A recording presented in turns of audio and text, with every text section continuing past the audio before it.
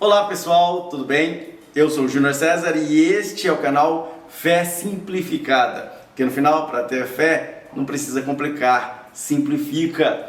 E o objetivo nosso hoje é esclarecer as dúvidas mais frequentes do pessoal que precisa e está aprendendo acerca da Palavra de Deus. E uma das dúvidas que sempre me aparece, Wesley, é sobre essa questão da interpretação da Bíblia. A pergunta é, eu posso interpretar a Bíblia de acordo com o meu entendimento?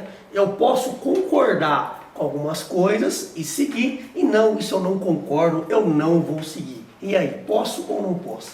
Vou deixar a Bíblia responder para você essa pergunta. A carta de Pedro, segunda carta de Pedro, capítulo 2, versículo 20, diz assim: sabendo isto primeiramente, que nenhuma parte da Escritura é de particular interpretação.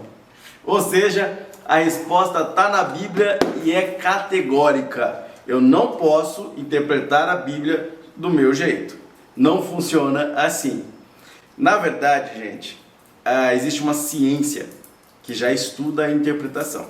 Tanto no direito, né? A dona Tati é advogada, tanto no direito quanto na filosofia, na teologia. Essa ciência se chama hermenêutica. E a hermenêutica a gente também usa no estudo da Bíblia, na teologia, né? A hermenêutica significa a ciência da interpretação. O que ela utiliza? O que ela busca? Ela busca entender aquele texto da Bíblia, ou o texto do direito, ou o texto filosófico, no seu real sentido, no sentido em que o autor escreveu, e no sentido que pode ser aplicado para hoje. Existem regras para isso. E aí essa ciência estabeleceu as regras que eu devo utilizar. A Bíblia ela não pode ser interpretada de forma que um texto contradiga o outro. Ou o texto, ao ser interpretado, contradiga o todo do sentido da Bíblia. Por exemplo, existe um versículo bíblico, Wesley, nos Salmos, que diz assim, versículo 2 está escrito: não existe Deus. Você fala, poxa vida, vou interpretar esse versículo. A Bíblia está dizendo que não existe Deus. Pronto, vou começar a dizer por aí que não existe Deus, que os ateus estão certos. Porém, o versículo anterior, o versículo 1, diz assim: dizem os loucos no seu coração. Versículo 2, não existe Deus. Ou seja, quem diz que não existe Deus é o doido, é o louco. É isso que a Bíblia está falando. Se eu não souber interpretar isso, se eu não pensar que existe um contexto, que eu devo olhar para o resto, eu vou acabar me perdendo e nesse ponto eu vou fazer uma interpretação errada da Bíblia. Outro costume muito feio, e aí eu vou atingir o ponto de alguém, vai ser aquela pessoa que está desesperada. Já fez isso, né? Tenho certeza que você já fez isso. Está desesperada. Aí ela abre a Bíblia e faz assim, ó, e aponta: Deus fala comigo.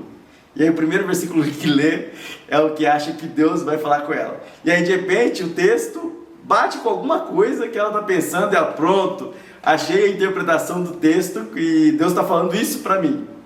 Isso, gente, é a mesma coisa de você consultar uma feiticeira num terreiro de Umbanda. A gente chama isso de bibliomancia. Isso é muito errado. Existe um pastor amigo meu, que na verdade foi meu professor, e ele disse que mesmo com toda a sua cátedra, com todo o seu entendimento, uma vez ele se sentiu fraco. E aí ele falou: Deus, eu preciso que o senhor fale comigo. E resolveu fazer isso daí. Olha que caso engraçado, gente. Ele abriu a Bíblia, apontou o dedo e falou: Senhor, fala comigo. E aí estava lá, o texto bateu: o que tens que fazer, faze-o depressa. Ele estranhou, falou: não, pera, Senhor, fala mais claro. E abriu de novo. Ó, gente, parece piada, mas é verdade. Abriu de novo, ele contou mais de uma vez essa história. Abriu de novo. E Judas foi e se enforcou. Opa, isso daqui não é pra mim não. Aí ele abriu de novo. Tava lá, apontou o dedo e tava lá: vai tu e faz o mesmo. Então, ele entendeu, depois de ter essa coincidência, parece que Deus projetou para que ele pegasse essa sequência de versículos para que desse um tapa nele, né? Você entende, você sabe que não é para fazer isso. para que ele pudesse entender que aquilo que ele estava lendo contradizia tudo que a Bíblia falava, porque afinal a Bíblia condena o suicídio. Então ele, observou que na verdade ele estava fazendo algo totalmente errado, interpretando a Bíblia através de recursos não formais, não reais. E existem pessoas que fazem a mesma coisa no dia a dia. Pegar, não, tudo posso naquele que me fortalece. Já ouviu esse texto? Filipenses 4,13.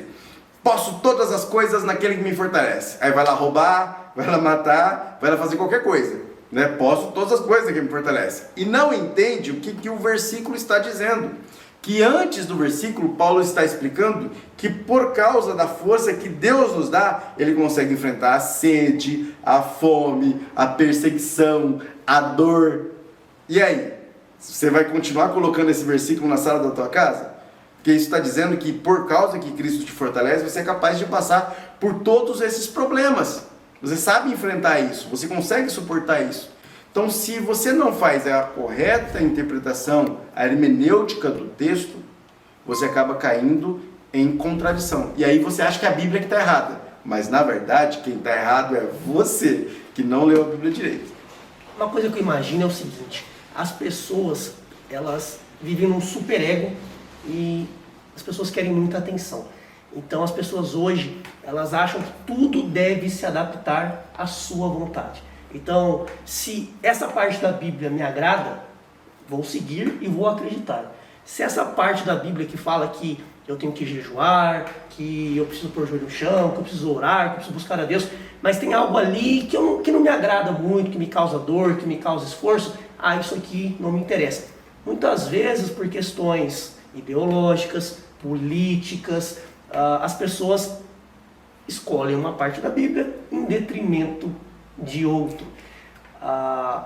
Provavelmente essas pessoas, Júnior, estão precisando entender que a Bíblia não se adapta a gente, né? Nós temos que nos adaptar e aceitar e obedecer a palavra de Deus, né? E entender que a Bíblia não tem cor, a Bíblia não tem partido, a Bíblia não tem preferência sexual.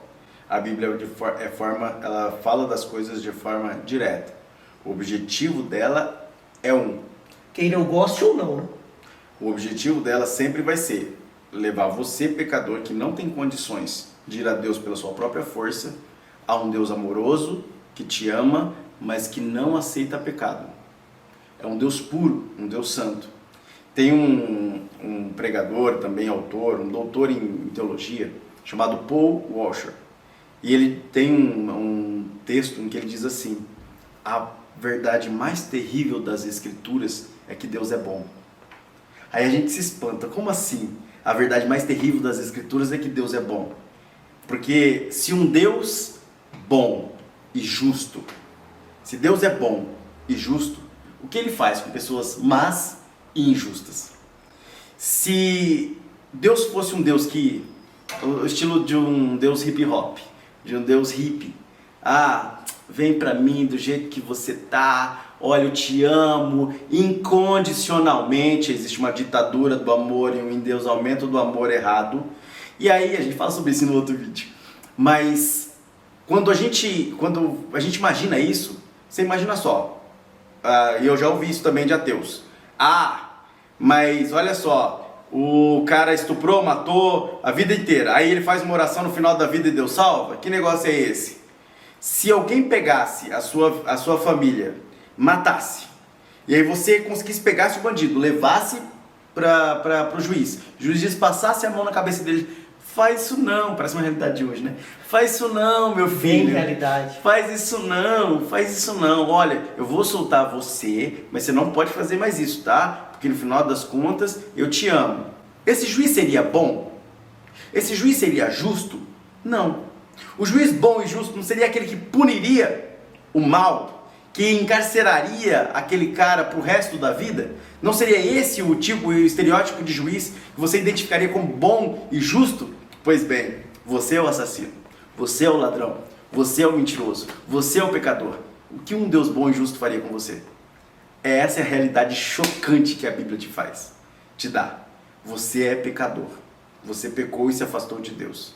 Você se tornou, como a Bíblia chama em Romanos 1, de inimigo de Deus. Só que esse Deus é tão bom e justo que mesmo tendo uma sentença já transcrita de morte para você, ele providenciou um escape. Jesus, que tomou o seu lugar, morreu na cruz para que você pudesse ter a sua pena de morte anulada e fosse oferecida para você liberdade, fosse oferecido para você vida. E essa é a verdade dura das Escrituras. E você em casa, não se esqueça, esse é o canal Fé Simplificada, um canal com a missão de evangelizar muito mais pessoas de forma simples, baseado nos assuntos bíblicos de verdade, desmistificando a fé e facilitando o seu entendimento. Lembre-se, esse canal ainda é pequenininho, mas queremos alcançar muitas pessoas. Então já se inscreve agora, compartilha com seus amigos, compartilha no seu grupo do WhatsApp, para que mais pessoas tenham acesso a esse conteúdo. Então, Júnior, podemos resumir que eu não posso simplesmente usar o que me agrada e descartar o que me desagrada. A Bíblia está inteira, então você vai ter que consumi-la inteira e deixar que ela seja a régua para a sua vida inteira também. Porque no final, gente, a gente precisa sempre entender que para ter fé, não precisa complicar. Simplifica, mas essa simplicidade nem sempre é fácil de engolir, viu? Até mais, pessoal, até o próximo.